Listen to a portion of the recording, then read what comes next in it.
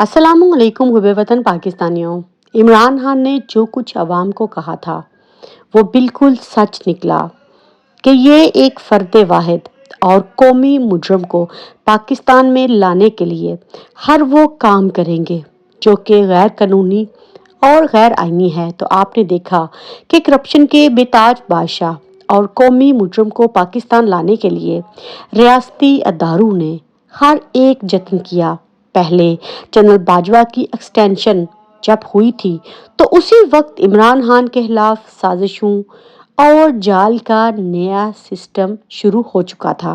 General Bajwa की extension से पहले मुस्लिम लीग नून से डील हो चुकी थी और मुस्लिम लीग नून को पंजाब हुकूमत मार्च 2019 को और वफाकी हुकूमत सितंबर 2019 को संभालने की दावत भी मिल चुकी थी, मगर उस टाइम पर माशी हालात जो थे वो काफ़ी ख़राब थे।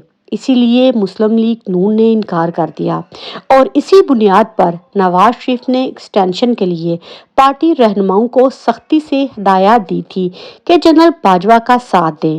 एक्सटेंशन के बाद मुस्लिम लीग नून मुआशी सूरत हाल और कोरोना वायरस की वजह से हुकूमत में आने से काफ़ी गुरेजा थी और फौज में अपने मनपसंद जर्नलों से गिफ्ट शुदा और पूरी तरह तयशुदा मामला जो हैं वो करवाने के लिए फिर से कोशिशें शुरू होने लगी। इमरान खान अफगानिस्तान के हालात की वजह से जनरल फैज हमीद को DGISI के ओहदे से हटाने के लिए तैयार न थे, मगर जनरल बाजवा मुस्लिम लीग का नून मुसलसल दबाव जो है वो बर्दाश्त नहीं कर सके और कई बार जनरल बाजवा ने इमरान खान को आमादा करने की कोशिश की और ये कहा कि आप जो है उनको हटा दें।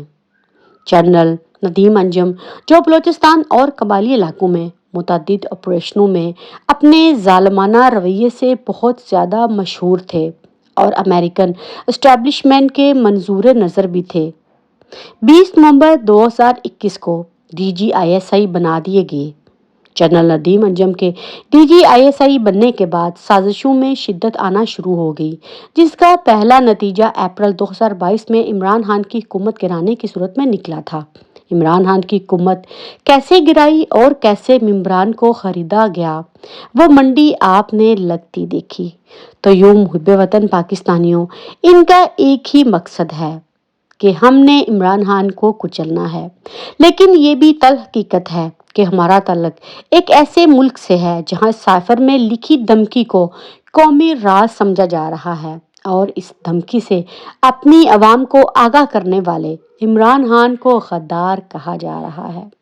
और आज फिर आपने सुप्रीम कोर्ट में अटॉर्नी जनरल की यकीन दहानी के बावजूद सिविलियन पाकिस्तान का मिलिट्री अदालतों में ट्रायल शुरू कर देना सुप्रीम कोर्ट की अथॉरिटी को कमज़ोर करने के मुतरादिफ है, जिसके नतायज जो हैं वो तबाहकुन होंगे। और कल एक मजिस्ट्रेट दर्जा स्वयं भी सुप्रीम कोर्ट की अथॉरिटी को ऐसे ही चैलेंज करेगा और यूं ये अदालती निज़ाम जो है धड़ाम से गिर जाएगा। लेकिन दूसरी तरफ साइफर केस में इमरान खान जो हैं वो कल अडयाला जेल रावलपिंडी में फिर से समाअत के लिए जाएंगे। तो मुहिब्बे वतन पाकिस्तानियों, इस केस में इमरान खान को जानबूझकर घसीटा जा रहा है और कल के कुछ अफसोसनाक मनाजिर कि जब एक कौमी मुजरम पाकिस्तान वापस लौट रहा था तो लाहौर के CPO जो हैं वो इस मुजरम को सैल्यूट मार रहे थे। ये वही पुलिस अफसरान है जो अदालती अहकामात की धज्जियां उड़ाते हैं। असल में ये सारे मिले हुए हैं। और आज थोड़ी सी बात हम अरशद शरीफ शहीद के बारे में भी करते हैं। अरशद शरीफ ने पाकिस्तान में ऐसे ऐसे लोगों को बेनकाब किया जो मीर जाफर बने हुए थे। आज के दिन हमने इस बहादुर को खोया था जो हक और सच की बात करता है। तो मैं शहीद अरशद शरीफ को जो है वो सलाम पेश करती हूँ। और दूसरी तरफ खबरें ये भी आ रही हैं कि शेर रशीद जो हैं वो जनरल आसिम मुनीर से बात करने जा रहे हैं कि इमरान खान को माफ़ कर दें। और दूसरी तरफ इमरान खान इस बात पर बिल्कुल भी आमादा नहीं है। नवाज शरीफ आते ही आपने शक्ल से देख लिया कि उसकी शक्ल पर 12 बजे हुए हैं। उसको समझ आ चुकी है कि मेरे साथ कोई नया खेल खेला जा रहा है, इसीलिए एक ही रात में انہوں نے کہا ہے کہ اگر اب مجھے کوئی اور ایسی خبر مصدقہ ملتی ہے کہ مجھے پھر سے بے نظیر بنانے کی سازش کی جا رہی ہے، اور اس کے بعد نواز شریف جو ہیں وہ واپس سے لندن روانہ ہوں گے، اور وہی بہانہ ہوگا کہ ان کی طبیعت ناساز ہے، لیکن اگر یہ معاملات پھر سے ٹھیک ہو جاتے ہیں تو پھر نواز شریف جو ہے وہ پاکستان میں ہی رہیں گے۔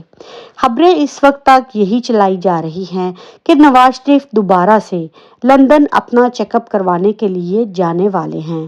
تو محب وطن پاکستانیوں، آپ چیک اپ کے بہانے ساری گیم جو ہے وہ سمجھ لیجئے، اور دوسری طرف اسٹیبلشمنٹ جو ہے اس میں کچھ لوگ اب بھی نواز شریف کے خلاف ہیں۔ آپ نے کل کی نواز شریف کی تقریر سنی ہوگی، لوگوں کا رد عمل اس تقریر کو سننے کے بعد یہ تھا کہ ہم تو یہ سوچ کر آئے تھے کہ شاید یہ ہماری بات کرے گا، یہ تو اپنی بیٹی کے بارے میں رونے لے کر بیٹھ گیا۔ یہ وہی پرانی باتیں اگر اس نے کرنی تھی تو اس کو واپس پاکستان آنے کی ضرورت کیا تھی؟ تو بات صحیح ہے، کیونکہ نواز شریف جو ہے وہ نئی تقریر کرنے والا تھا۔ جب نواز شریف کی لینڈنگ ہوتی ہے اسی ٹائم پر نئی پرچی نواز شریف کو تھما دی جاتی ہے اور کہا جاتا ہے کہ اگر تم نے زیر زبر اور پیش کا بھی فرق کیا تو تم نے دیکھ لیا کہ ہم نے عمران خان کے ساتھ کیا کیا ہے، اور پاکستان کی عوام جو کہ ریڈ لائن بنی ہوئی تھی ان کا ہم نے کیا حشر کیا ہے۔ اگر تم نے ایک لفظ بھی اس تقریر میں سے حذف کیا تو اس کے نتائج کے ذمہ دار تم خود ہوگے۔ تو لہٰذا آپ نے دیکھا کہ ساری بات مریم نواز، کبھی ان کی بیگم پر۔ سوال یہ پیدا ہوتا ہے کہ یہ سب کچھ جب ہو رہا تھا تو یہ ساری حکومت اس ٹائم پر عمران خان کی نہیں تھی؟ عمران خان نے تو تمہیں تمہاری جھوٹی بیماری کے سبب جو ہے وہ لندن روانہ کیا تھا۔ اصل میں نئی پرچی جو تھی اس نے نواز شریف کو آتے ہی حیران اور پریشان کر دیا۔ نواز شریف یہاں پر کچھ اور سوچ کر آیا تھا، لیکن پرچی نے نواز شریف کو پھر اسی پرچی کے اور ٹرک کی بتی کے پیچھے چلا دیا ہے، اور اس کو اس کی اوقات یاد دلوائی تھی کہ تم آج بھی مفرور ہو، ہم اگر چاہیں تو کل جو تمہاری ضمانت ہے وہ کینسل بھی ہو سکتی ہے، اور پھر تمہیں باہر بھی نہیں بھیجا جائے گا۔ اور آج آپ نے دیکھا کہ پاکستان کی سب سے عظیم لیڈر عمران خان جیل میں ہیں۔ تو یہ ساری دھمکیاں جو ہیں یہ نواز شریف کو پھر سے دے دی گئی ہیں۔